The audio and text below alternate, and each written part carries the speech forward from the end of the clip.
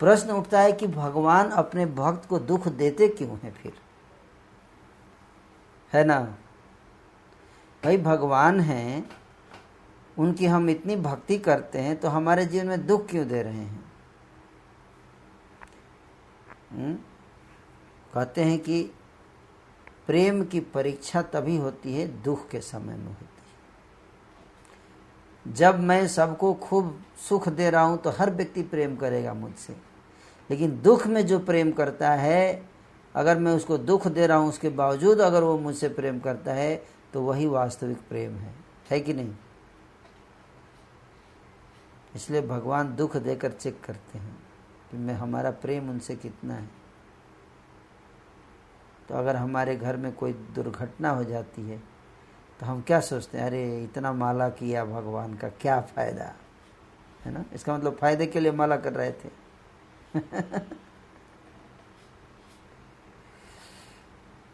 लेकिन जो शुद्ध भक्त है वो ऐसा नहीं बोलेगा। शुद्ध भक्त क्या बोलेगा, हे प्रभु सारी सृष्टि आपकी है, मेरा कुछ नहीं है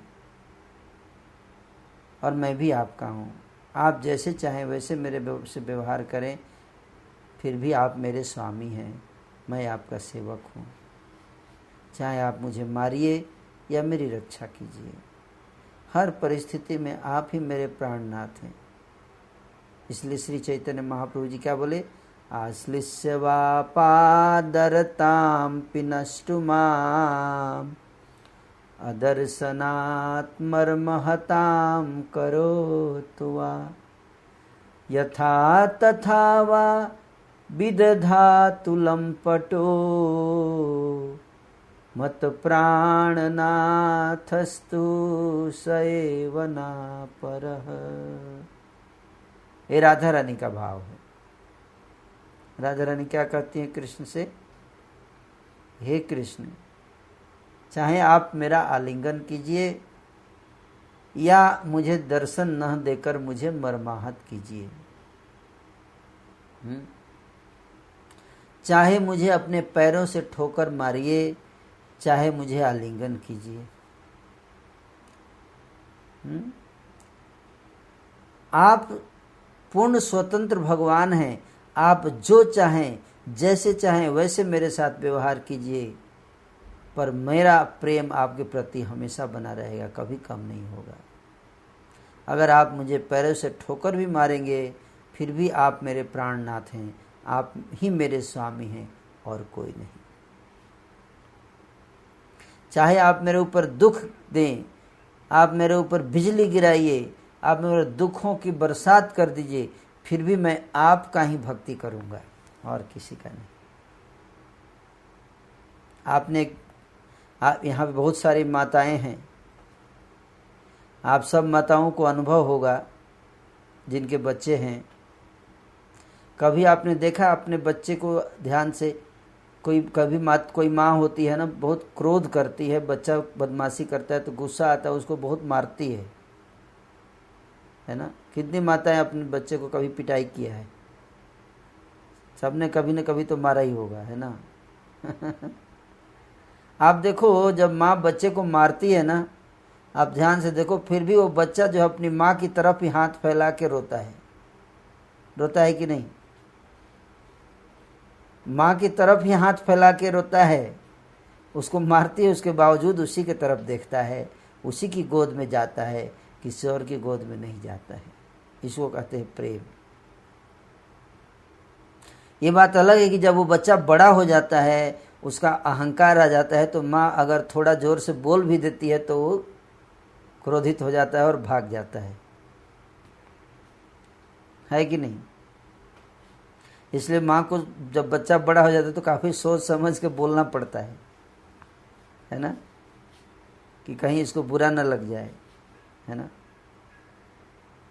उसी तरह से एक भक्त जो होता है वो भगवान की ओर देखता है। चाहे भगवान उसको मारे, चाहे उसको पीटे, चाहे उसको कष्ट दे, चाहे उसे दंड दे, फिर भी भक्त उनको छोड़ता नहीं है, उन्हीं के चरणों में अपना सब कुछ समर्पित करता है। ये शुद्ध भक्ति है। मानस देह गेह जे किछु मोर अर्पिलु तू आपदे नंद किशोर। हे नंद किशोर, हे कृष्ण, मेरा मन, मेरा शरीर और मेरा परिवार सब आपके चरणों में मैं समर्पित करता हूँ। सब है, क्यों? क्योंकि ये वास्तव में ये मेरा नहीं है, ये आपका दिया हुआ है, इसलिए ये आपका ही है कि नहीं? संपदे विपदे जीवने मरणे, संपदे विपदे जीवने मरणे, दाय मम गेला तुआ ओ पद बरने। हे प्रभु, चाहे संपत्ति हो चाहे विपत्ति हो, चाहे जीवन हो चाहे मरण हो, चाहे हमारे घर में जन्म हो या हमारे घर में मृत्यु हो जाए, जीवन मरण, राधा कृष्ण प्राण मोरा जुगल किशोर, जीवने मरणे गति आर नहीं मोर। राधा कृष्ण मेरे प्राण हैं,